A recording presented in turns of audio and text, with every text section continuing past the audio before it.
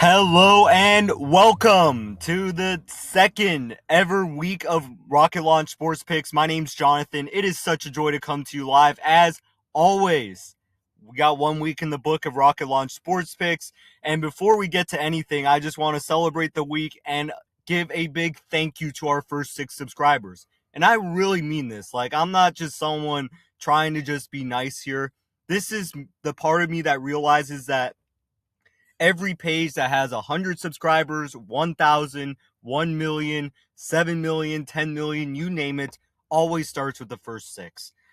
Thank you all for believing in everything I do. Thank you all for tuning in, but also to all the other viewers. I don't want to just leave it only on the subscribers. To all you other viewers who have come in and supported, thank you so much. I really appreciate it. It's been a great start to this journey. I know not in terms of the picks. We'll go into that in a second, but obviously, it's all a process. It's all a learning curve. We all got to get it done. But again, big celebration for a week. Thank you all for being here. We look at the recap. This is what I'm going to be doing every single Monday. In the Monday load, I'm going to be giving the recap. We started last Tuesday, so this is going to be a Tuesday to Monday recap. Typical recaps are going to go from Monday to Sunday and will be presented on Monday. So you can see it was a okay start. Now, I'll be honest with everybody, my goal is to get 70%. And really, I aspire to 80%. But we're obviously not there yet. This has been a slump, obviously, especially in the last 4 days. You can see one of the last 16 picks after getting 33% of the picks in the first 3 days. That would be 5 out of the 15. Obviously, it is a learning curve, like I said. And just like in any sport, you got to continue to learn, you got to continue to adjust, you got to continue to refine your approach, and that is what I aim to do, especially as we bring in some Major League Baseball picks this time around. That's our picks from yesterday. We went 0 for 4. You can see Eamon Thompson, 1 offensive rebound, Alistair Thompson, 1 offensive rebound when we wanted 2.5 offensive rebounds, where we picked that based on the stats. Jared Allen, someone who was relative non-factor. We'll break it all down. Less of a factor than I thought he'd be. He got 5 rebounds. Isaiah Hartelstein, he came out strong. 4 points in the first 4 minutes, but no points the remainder of the first half. Did get a couple rebounds and assists. Got into foul trouble. That did not help him. And Marcus Smart, among his teammates, it was a great effort from the Lakers. We'll break that down in a second. Still not the rebounds and assists that we had predicted for him and that we justify based on the stats. Let's look at the games from yesterday. What an effort from Cleveland Cavaliers getting back into the series, tying it at 2. And they were able to do that despite shooting slightly below league average in field goals and in three-pointers. But 30 for 34 from the free throw line is impressive. Absolutely impressive. They were able to get 12 offensive rebounds too. That was huge for them. You look at the box score. Yes, we had our guy, Alistair Thompson. Did not play so much. 4 points, 2 for 3 from the field. 4 rebounds and 1 assist. Again, he had 3 defensive rebounds. He did okay when he was in there, but my word, negative 27 on that plus minus for the 19 minutes he played. That's tough. I mean, it's hard to. I didn't see the whole game. I mean, it's hard to necessarily see what was really happening, but just tough time with the Detroit starters. I mean, the Detroit bench was incredible. Karis LeVert, 31 minutes off the bench, 10 for 16 from the field. Cade Cunningham, okay shooting day. Duncan Robinson could have taken more threes. We had him in our picks, one of the picks that we got. Maybe that could have been something for Detroit that would have helped them. Looking at Jared Allen for Cleveland, okay game, not 3 for 6 from the field. He did get 5 rebounds, 1 assist. Again, he was a relative non-factor compared to most of his starter teammates. You see James Harden, 5 for 14. He also had a little bit of rough game shooting. He did have 11 assists plus 9.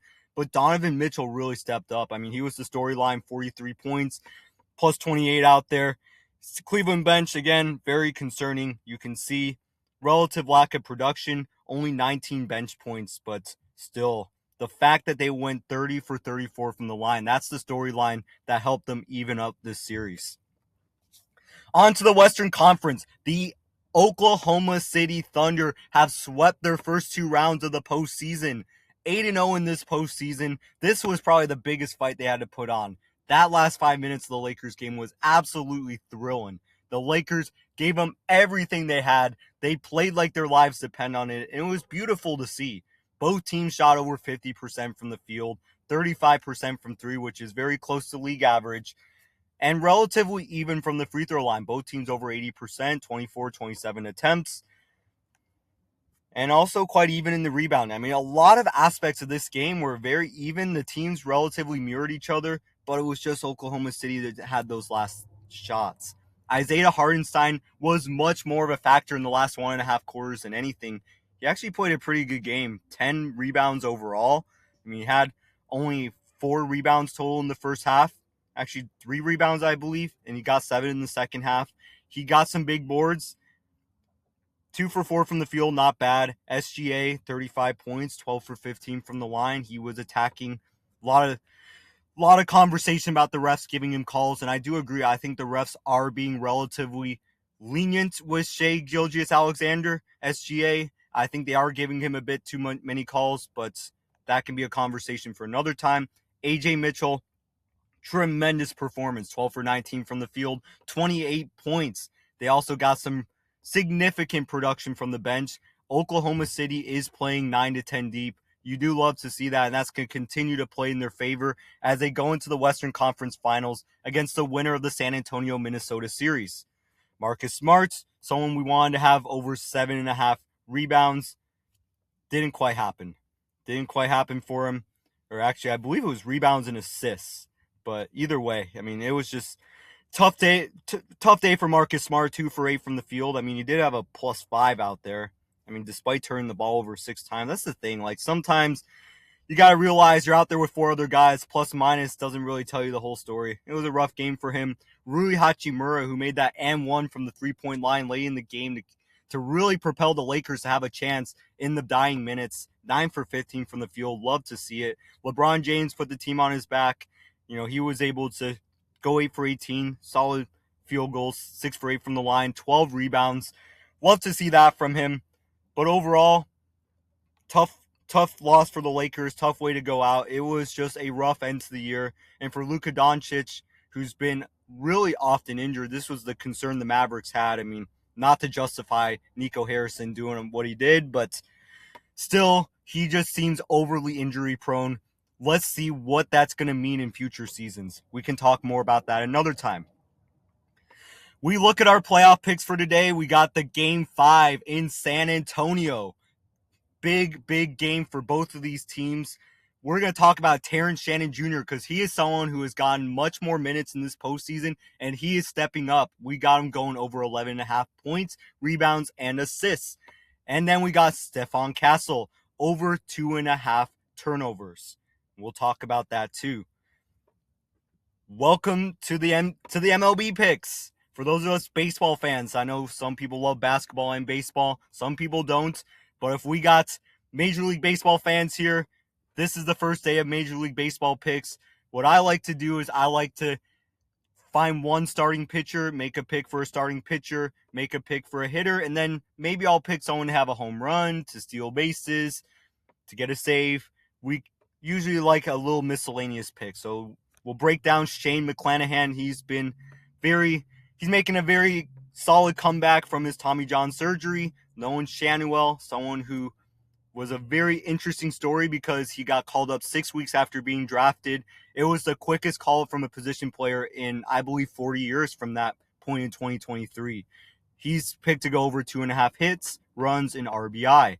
Then we got Paul Skeens. He's on the mound today against Colorado at home to go over 8.5 strikeouts. That's going to be a bolder pick. Let's break it all down.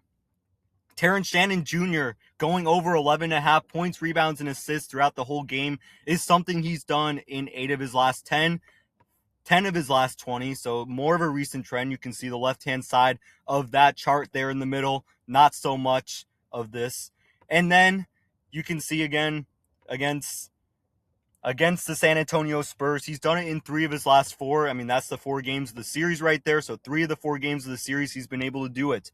So you see this is more of a recent trend, but other statistics support this. I mean, look at the comparison of his regular season averages to his postseason averages. He's playing almost twice as many minutes as he did in the regular season. He's averaging more than twice as many points. And then we got him 3 times the rebounds, same amount of assists. He has really stepped up for this Timberwolves team. And I show you this next chart just so you can really see that this is a real recent trend. The Minnesota Timberwolves, Chris Finch is really trusting Terrence Shannon Jr. to do big things in the game. And you see the right-hand side, this chart, more minutes for him, especially as of late, compared to the end of the regular season and throughout most parts of the regular season. Terrence Shannon Jr. is taking a big role in the Timberwolves, and in Game 5, they need him to step up, and he will. On to Stephon Castle, getting over 2.5 turnovers.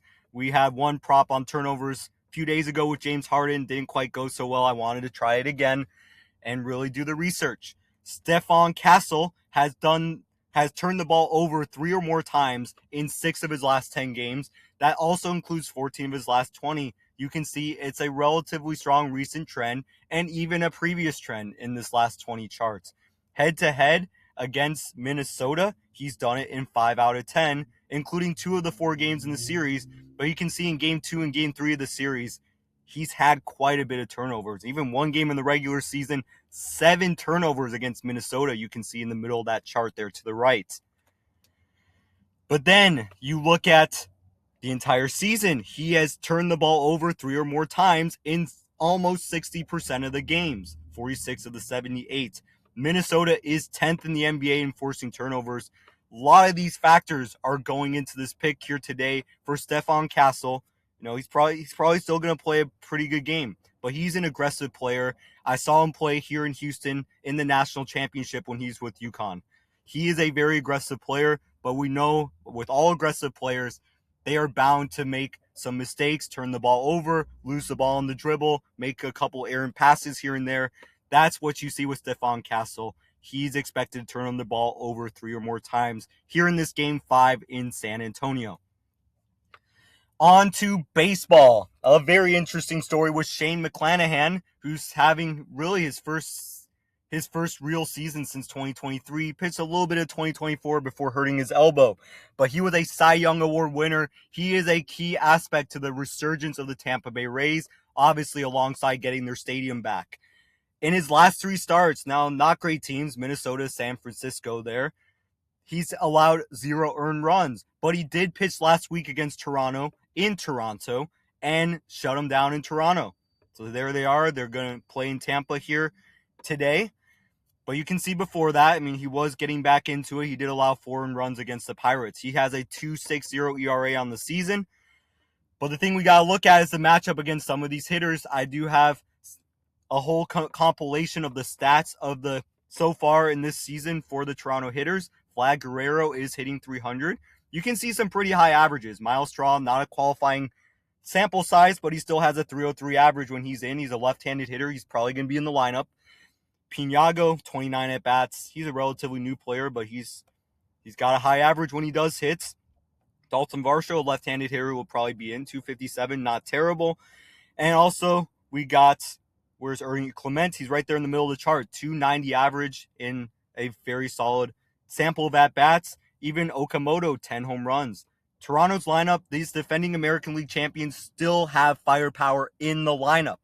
But we also want to look at how they do against Shane McClanahan. Vlad Guerrero is the most experienced against McClanahan, 273. Not bad against a former Cy Young Award winner. I mean, it's not like he's shutting down Vlad Guerrero at all. George Springer, 20 at-bats, 250. Again, not bad for a guy of McClanahan's caliber.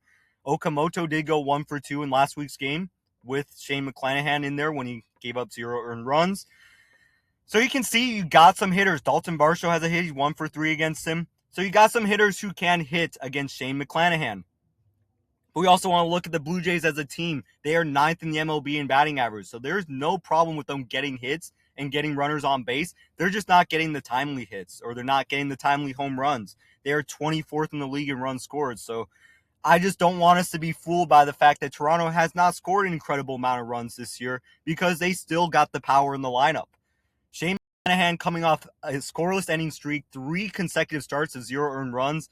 It's got to end sometime, and you got to imagine 4th or 5th start after that, it's going to regress towards the mean. Shane McClanahan is bound to regress towards the mean. He could still have a quality start. I mean, 6 innings, 2 earned runs, I can definitely see.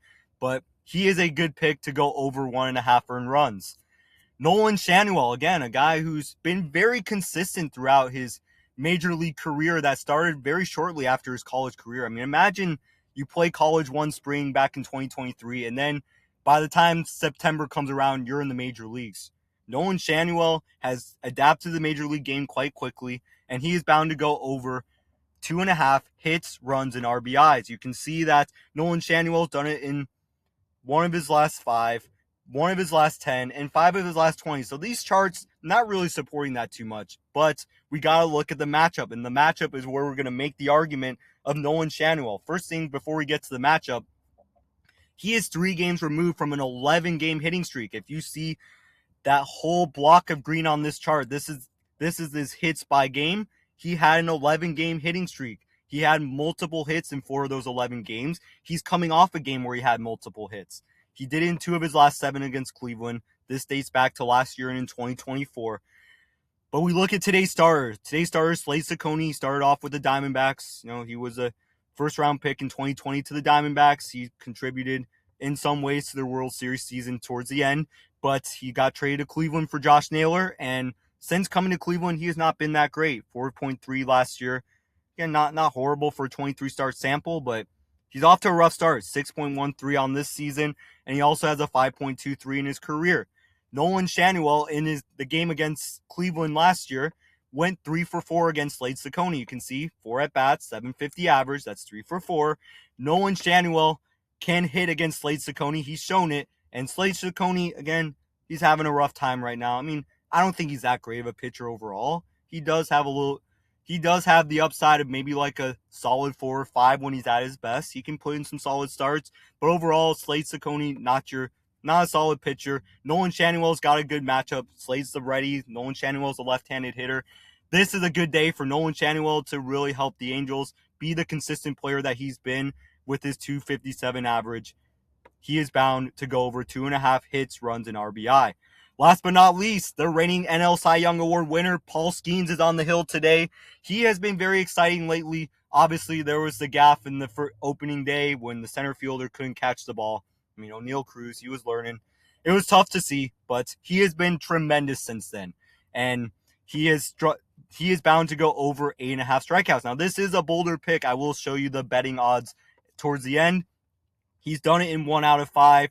He's done it in 1 out of 10 and 2 out of 20. So again, I'm looking at the recent trends, and I'm going against the recent trends once again. You can see that in most of my picks. If you've been watching most of my videos, I tend to go more with the recent trends. You can see these last couple, I'm going against the recent trends to debut the baseball picks. But we look at some of the matchups here. The Rockies have the second highest strikeout total in baseball to begin the season. Only Nolan Schanuel and the Los Angeles Angels have more strikeouts as a team than the Colorado Rockies. And you can also see that Paul Skeens, this is the 2025 season, he was tied for 4th in the league with 216 strikeouts. You can see only Kira Crochet, Tarek Skubal, the American League Cy Young Award winner, Logan Webb, and Jesus Luzardo have as many or more strikeouts last year than Paul Skeens. He is definitely a strikeout pitcher. He's been striking them out at a lower rate this year, but he is bound to bounce back. So again, this would be more of a regression towards his normal, or a progression towards his normal level of strikeouts if he has a big strikeout game here against Colorado, which is our pick. You can see the betting odds throughout anywhere from a plus 125 to a plus 181. So not a horrible underdog prop right here, but still an underdog prop. But this is an underdog prop I believe in. Colorado is an improved team this year. They are looking strong, but against Paul Skeens, I think he's going to get it done here against the Rockies. That is a wrap on today. Thank you all for listening. This is the longest video yet, but we had a lot to celebrate going into the second week. Coming up in the next 10 days, Instagram account, it is up if you want to go look at it or follow. It is at Rocket Launch Sports Picks. We're going to start getting some content. You're going to get the chance to see my face, and I'm going to preview more and more picks. I'll definitely have a lot of content going on Instagram as we go throughout the month. We're also going to get a winnable where we will also offer some paid picks And we will have a Discord community, something that as we grow this, I want all of us to be able to talk to one another, be able to share our insights, and even provide feedback about what kind of picks we want to see and what kind of approaches we can take to better to get that 19% change. With that being said, it is time.